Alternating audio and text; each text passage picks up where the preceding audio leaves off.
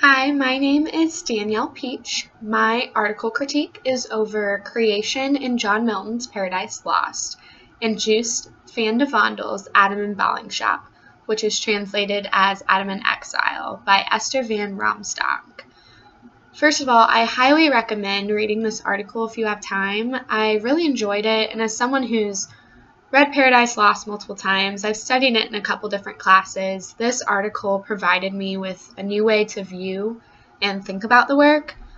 I know the last couple times that I've studied Paradise Lost, I've kind of just taken it for face value, and this article has allowed me to delve deeper into the history behind what inspired Paradise Lost. First, I wanted to provide you with a quote from the article that does an excellent job at giving the author's point and conveying the purpose of the article. It goes as follows, quote, "This essay will examine Vondel's unification of the Amstel and the Thames and the continuation of this bond during the Restoration, and demonstrate, through the metaphor of two rivers flowing together, how, culturally speaking, canonical contemporary authors engage with similar sources, both classical and religious, and offer striking similarities in the representations of creation," unquote. Basically, what Raamsdonk is saying here is that Milton's Paradise Lost and Vondel's Adam in Exile are incredibly similar. So similar that the reader of both might be led to wonder if the two works were somehow connected. And this is the topic that Raamsdonk explores throughout her article. By the end of the article, Raamsdonk concludes the following, quote, "We can conclude that they are arguing for their own intellectual and artistic positions, but from within a shared cultural sphere," unquote. After reading this article, I believe that this is definitely a reasonable conclusion. Raamsdonk presents an argument that's easy to follow and understand, has a lot of supporting evidence, and for the most part validates this conclusion. Now, I'm going to go ahead and backtrack a little here and give some background information so that we can begin to analyze the article. So Vondel was from the Netherlands. He was Dutch, and Milton, of course, was from London, England. The two didn't speak the same language, and as far as we know, they never even met.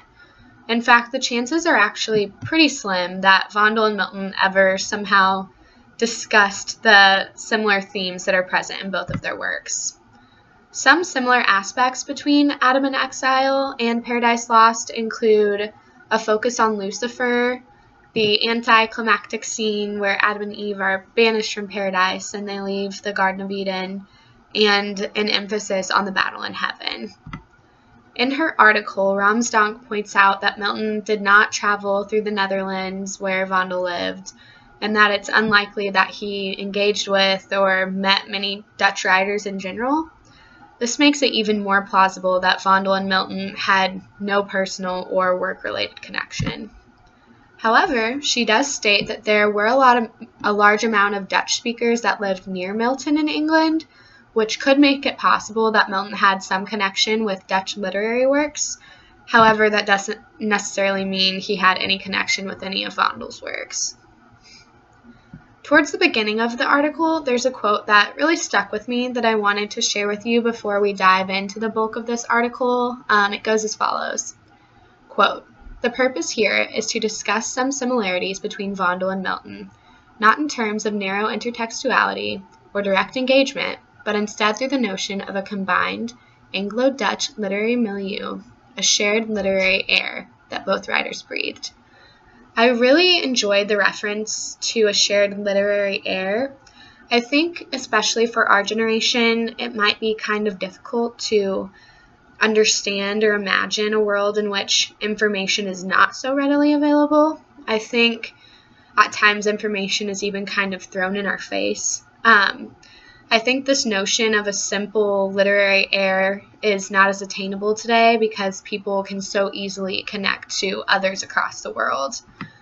And of course, in the mid-1600s, cell phones and the internet were not an option.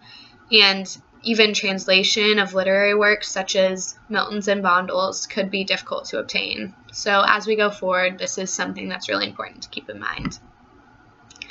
As I stated previously, Raamsdonk's ultimate conclusion is that the similarities between Vondel and Milton's works are not attributed to a working relationship or the influence of one's ideas on the other, but rather due to a shared literary air that produced these similar characterizations of Satan, the focus on the battle in heaven, and included Adam and Eve's anticlimactic leaving of paradise. Raamsdonk provides a lot of support for this conclusion throughout her article. Rather than ignoring the idea that Milton and Vondel could have been tied together somehow, she actually addresses it in analyzing Milton's connections to the Dutch population. She details Milton's relationship with a man named Jacob Cats. He was a well-known Dutch poet. And throughout the description of their encounters, she makes it clear that the connection between Milton and Cats was strictly professional and was on behalf of their respective countries. There's no documentation that Milton and Cats even ever met, so the potential tie of this relationship to Vondel is not very credible. Another factor that Raamsdonk gives in favor of her argument is that Vondel's work was virtually unknown in England during the 17th century, making it even more difficult to believe that Milton could have acquired any real knowledge about it that could have served as inspiration for Paradise Lost. As Raamsdonk goes on to cite a plethora of different comparisons that have been made between Vondel and Milton's works over the years, she points out the following, quote, "Despite these similarities of theme and shared context that make comparisons between their writings profitable, the prospect of the direct influence between the two authors has now long since been ruled out. As the Dutch scholar Jan Jurien Mulhuizen argued as early as the late 19th century, it was highly unlikely that Milton had read Vondel's works and adapted them into his own epic. More plausibly, the similarities in their works were the results of similar intellectual resources and contemporary contexts," unquote. This is basically the argument that Raamsdonk is trying to present to the reader, and this is just another example of strong supporting evidence for her argument. I think it's also really important to consider that scholars were recognizing this possibility as early as the 19th century. I think this long history of others believing what Raamsdonk believes makes her argument seem credible and believable for the reader.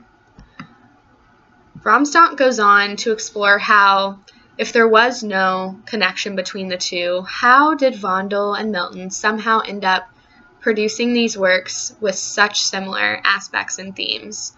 And there are some similarities between Vondel's and Milton's personal lives. They both definitely had strong political ties, strong political opinions. However, their political beliefs and their situations with their own countries were vastly different. They were both familiar with the Bible, which is obviously an important factor in both of their works. However, they were of different religious backgrounds. Milton was Protestant and Vondel was Catholic. Raamsdonk brings all this together by saying the following, quote, "Although their allegiances were opposed, Milton and Vondel wrote in a century in which national identities were being forged, consciously or otherwise, most strongly within Europe's recently established republics or monarchies, even if these sometimes survived only a couple of decades." Through this clarification, Raamsdonk explains to the reader that all of Vondel and Milton's similarities and differences come together to explain the themes that are present throughout Adam and Exile and Paradise Lost. The main connection that is drawn by Raamsdonk to unite Vondel and Milton is their use of similar source texts, and throughout the remainder of her article, Raamsdonk considers potential texts that may have been used as inspiration, and closely reads both Paradise Lost and Adam and Exile to provide support for these suggestions. According to the article, possible source texts include Metamorphoses, Grotius's Adumus Exul, and Thomas Stanley's History of Philosophy, among others. Raamsdonk provides several textual examples in which similar scenes are produced, and then references the source text from which both Vondel and Milton likely gained inspiration. This practice that Raamsdonk incorporates into the second half of her article does wonders for tying her beliefs and supporting evidence together to give the reader tangible samples that solidify Raamsdonk's argument. And I think this is one of the most important parts of the article, just because the reader is able to read Vondel and Milton's actual texts and to see that there were outside works that both of them could have gained influence from. She ends her article by circling back to the images that she presented at the beginning, and in doing so, I think really leaves the reader with a sense of completeness in understanding her argument. One possible thought or fault that I see with this piece is the notion that if we don't have written documentation of something, it didn't happen.